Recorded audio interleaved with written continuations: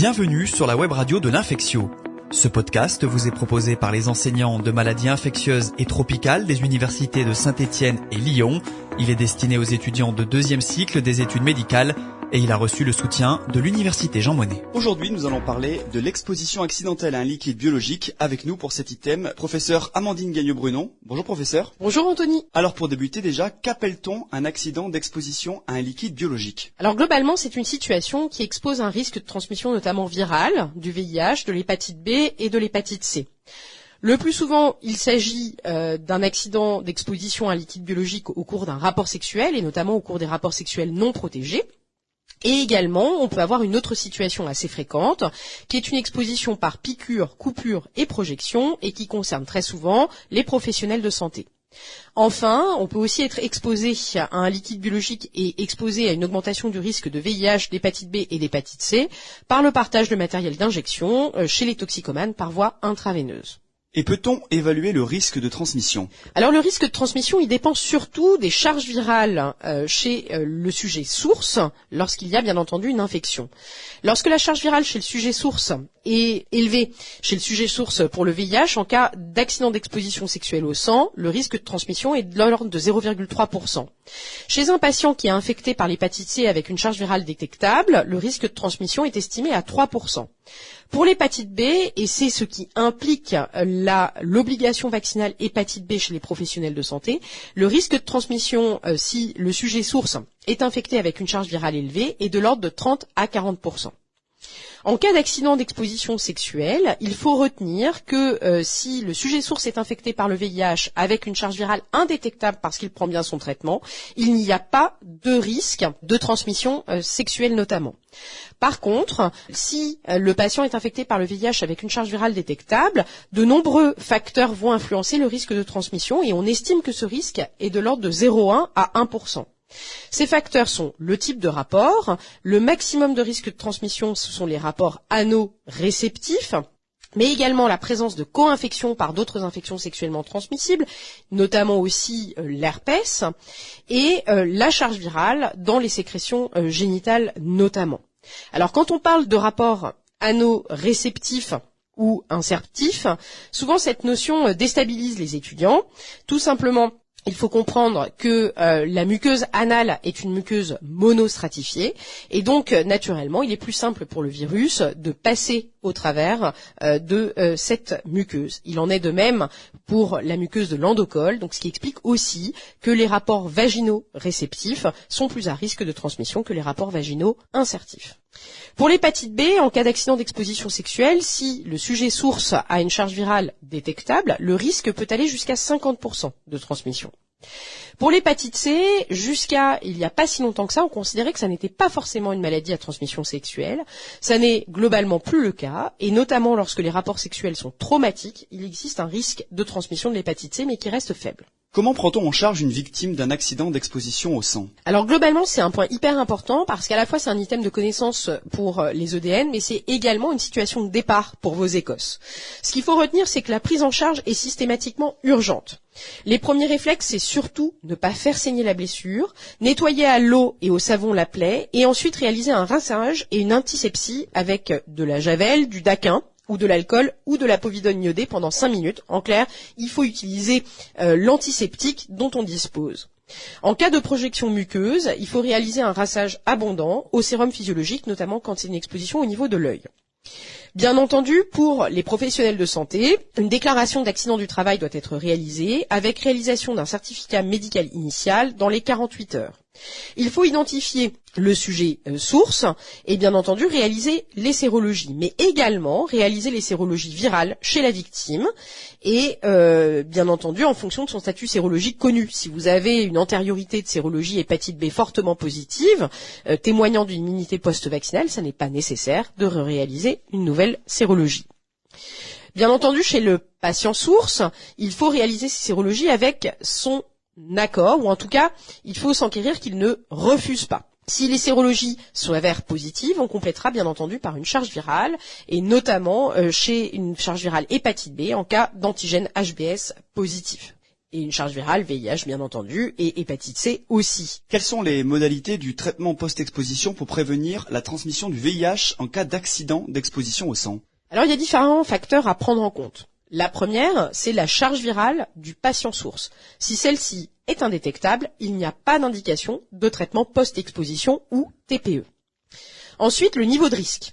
On considère qu'il y a un risque important pour une piqûre profonde avec une aiguille creuse et intravasculaire. Le risque est intermédiaire s'il y a une coupure avec un bistouri, une piqûre avec une aiguille d'intramusculaire ou sous-cutanée, une piqûre avec une aiguille pleine. Et aussi si l'exposition cutanéo-muqueuse dure plus de 15 minutes. Si la charge virale est détectable, le traitement post-exposition est prescrit en cas de risque important et intermédiaire. Si le statut sérologique du patient source est inconnu, le TPE n'est recommandé qu'en cas de risque important. Le traitement post-exposition, ou TPE, sera prescrit pendant 28 jours et il repose sur une trithérapie qui doit être prescrite dans un délai idéalement de moins de 4 heures, mais au maximum de 48 heures. Au-delà, malheureusement, l'efficacité d'un traitement post-exposition n'a pas été réalisée. Il s'agit quand même d'un traitement très efficace qui réduit presque à néant le risque d'infection par le VIH.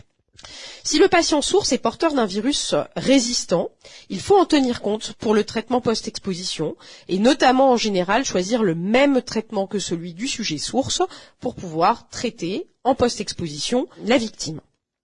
En cas d'instauration d'un traitement post-exposition, il faut prévoir un contrôle sérologique à 12 semaines, car ce traitement post-exposition suivi pendant 4 semaines pourrait retarder une éventuelle séroconversion. Et quelles sont les modalités du traitement post-exposition pour prévenir la transmission du VIH en cas d'accident d'exposition sexuelle? Alors déjà, il faut retenir que le TPE, c'est très efficace et que vraiment, en cas d'exposition sexuelle, il faut éduquer les gens pour leur expliquer que c'est important de consulter rapidement, puisqu'on a la même chose que pour les accidents d'exposition au sang. Le délai est maximum de 48 heures pour pouvoir le débuter. Le premier réflexe devant un accident d'exposition sexuelle, c'est de tenter d'identifier la personne source et le type de situation à risque. En cas de sujet qui est source infecté par le VIH mais avec une charge virale indétectable, il n'y a toujours pas lieu de mettre en place un traitement post-exposition. Si la charge virale est détectable, on débutera un traitement post-exposition, sauf en cas de fellation réceptive sans éjaculation ou insertive.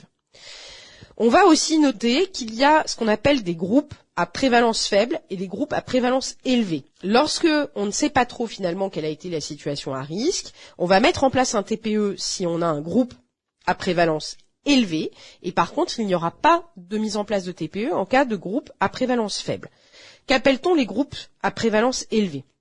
Si on identifie que le sujet source est un homme ayant des rapports sexuels avec un homme, ou dit HSH multipartenaire, je rappelle que le multipartenariat est retenu à partir de 2 partenaires dans l'année, les travailleuses du sexe, les personnes originaires de régions où la prévalence du VIH est supérieure à 1%, c'est-à-dire l'Afrique subsaharienne, les Caraïbes, l'Amérique du Sud et l'Asie, et également si le sujet source est un usager de drogue par voie intraveineuse.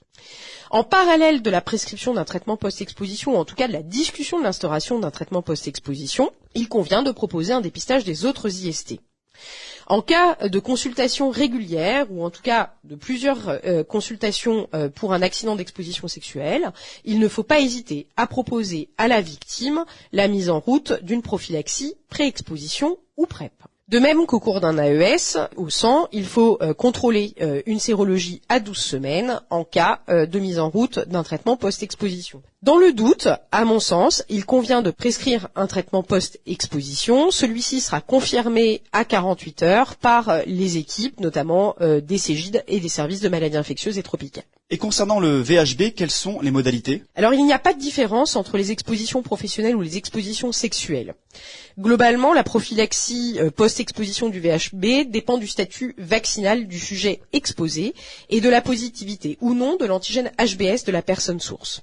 Si le sujet exposé est immunisé ou répondeur à la vaccination, il n'y a pas lieu de mettre en place une prophylaxie.